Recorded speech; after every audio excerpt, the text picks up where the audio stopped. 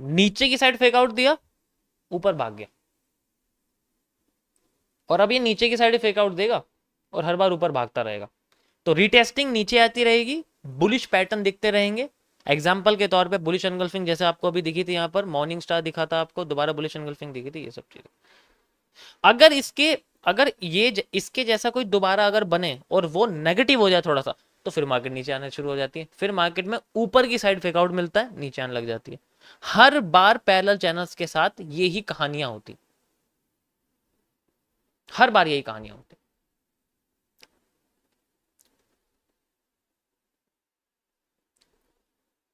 और दिखाता हूं मैं आपको, रुको।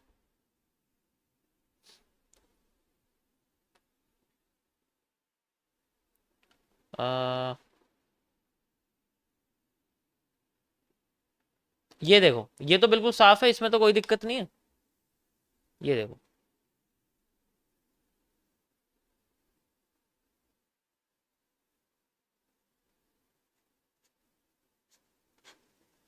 अब ये ऊपर की बजाय नीचे की साइड फेक आउट देना शुरू कर रहा है, देखो। अब इसके सारे फेक आउट नीचे आ रहे हैं, देखो, ध्यान से देखो। सारे फेक आउट इसके नीचे दिखेंगे अब आपको, ये देखो, सारे फेक आउट नीचे दिखेंगे। इससे पैरेलल चैनल से हमें फेक आउट्स के बारे में बहुत अच्छी नॉलेज मिलती है, लेकिन उसके लिए आपको समझना पड़ेगा कि फेक आउट किस टाइम ऊपर की साइड आएगा, कुछ टाइम नीचे की साइड आएगा। उसके लिए इसका एंगल्स को जानना बहुत जरूरी है। एक बार भी इसका एंगल अगर थोड़ा बहुत तिरछा टेढ़ा मेढ़ा हो गया, तो इसके फेक आउट आने की जो प्रोबेबिलिटी वो ऊपर की बजाय नीचे हो जाती है, नीचे की बजाय ऊपर हो जाती है। तो ऐसे हमें तब पता लगेगा, वरना तो फिर कंफ्यूजन ही रहेगी।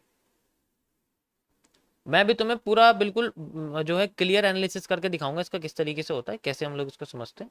ये देखो, ये ड्रॉप डाउन का सबसे बेस्ट बेस्ट तुम्हारे सामने एग्जांपल है, ये देखो। यहाँ तुम देखो इसको, ठीक है। ये देखो, ये एक छोटा सा चैनल है, ठीक है। ये बड़ा हो गया और पॉजिटिव हो गया, ठीक है। और बड़ा हो गया और पॉजिटिव हो गया, पॉजिटिव होता जा रहा है। और अब सीधे डाउन, और बड़ा देखना चाहो और बड़ा देख लो, इसको पूरे को बड़ा कर लो, फिर ऐसे करके कर लो, और सिंपल तरीके समझ में आ जाएगा तुम्हें। और इसको बड़ा कर लो, ऐसे, इसके हिसाब से तो फेक आउट है नीचे, बेशक वैसा हो। तो जैसे जैसे वो मार्केट में नीचे आता रहता है, वो अपने आप को नीचे की साइड फेक आउट देना शुरू कर देता है। नेक्स्ट, ये था आपके सामने रिटर्न ऑफ ट्रेंड का कॉन्सेप्ट, कि वो दोबारा अपने रीजन में वापस घुसती है। इस कंडीशन में आपको सिर्फ और सिर्फ ब्रेकआउट के बाद फेक आउट देखने को मिलेगा, ऐसे करके, ऐसे एंड देन ऐसे। तो ये जो हिस्सा है, ये यही है जो मैंने आपको भी समझाया, इन्वर्टेड हेड एंड शोल्डर, ये हेड एंड शोल्डर का कॉन्सेप्ट, ये यही होता है।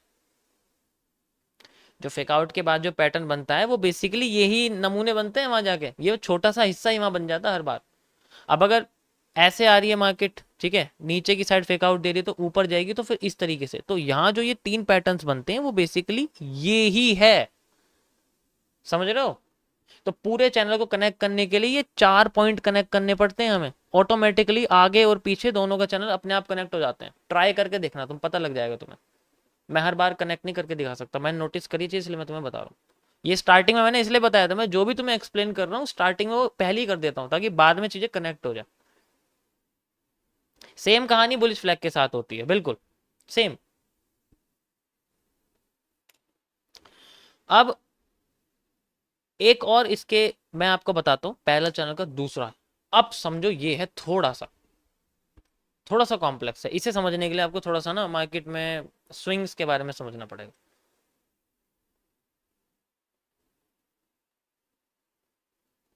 पैरेलल वेनेशंस,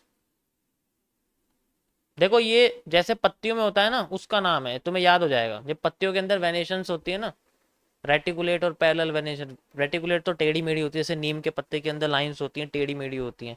सॉरी, पीपल के पत्ते के अंदर लाइन टेढ़ी मेढ़ी होती है, नीम के पत्ते के अंदर सीधी सीधी होती है। तो ये पैरेलल वेनेशन वाला कॉन्सेप्ट है। कैसे काम करता है, देखो, जैसे एक नीम का पत्ता होता है ना, कि अगर वो इस तरीके से है तो आगे वाली भी इस तरीके से होती है लाइन, है ना। और अगर कोई पत्ता है जिसकी स्ट्रेट है, तो आगे वाली भी स्ट्रेट होती है। इसी तरीके से हमारे इसमें भी काम होता है। कैसे होता है, ध्यान से समझना। जैसे मान के चलो, अगर कोई, ठीक है, अगर हमारे सामने मूव ऐसा आया है, ऐसा आया है और मार्केट नीचे गिर जाती है, तो अगर मूव इसका इस तरीके से आ रहा है फिर नीचे आ रहा है, तो हमें ऑटोमेटिकली ये वाला जो एंगल्ड चैनल था हम लोग इसको यूज करेंगे, इसी तरीके से इसको उठा के लाएंगे और हमें इस तरीके से यहाँ चैनल देखने को मिलेगा। तब हम लोग पैरेलल चैनल को इस तरीके से यूज करते हैं।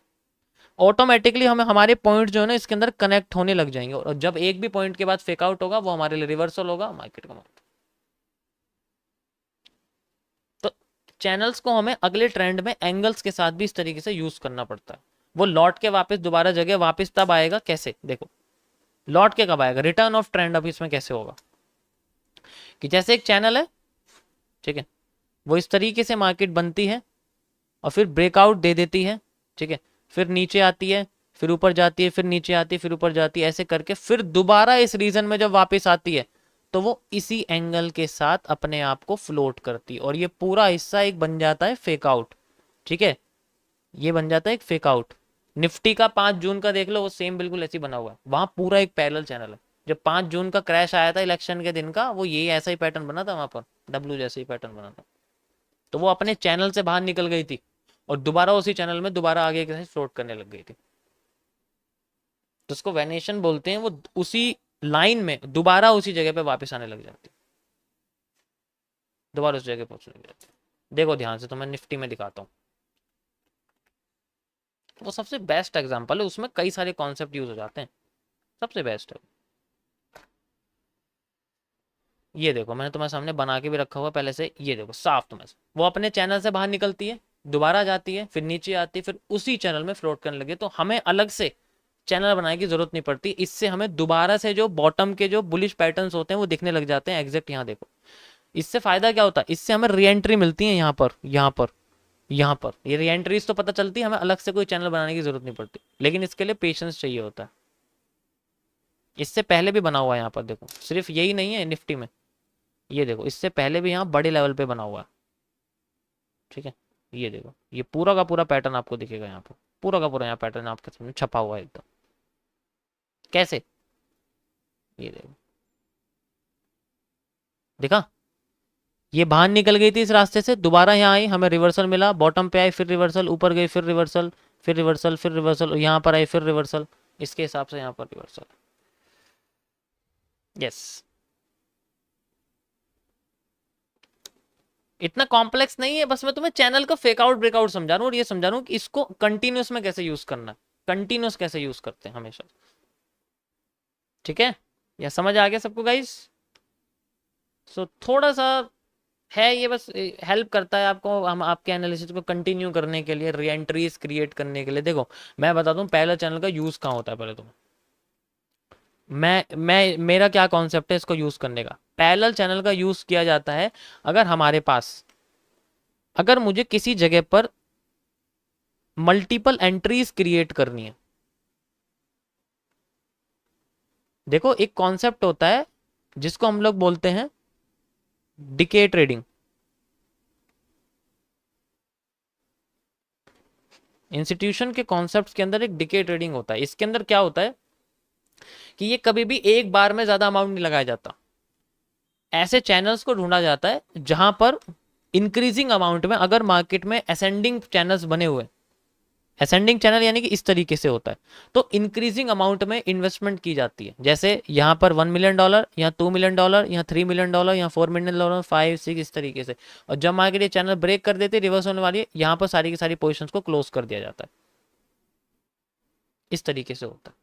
तो ये डिके ट्रेडिंग बोला जाता है इसको। एकदम से अमाउंट नहीं घुसाया जाता, धीरे धीरे करके लगाया जाता है।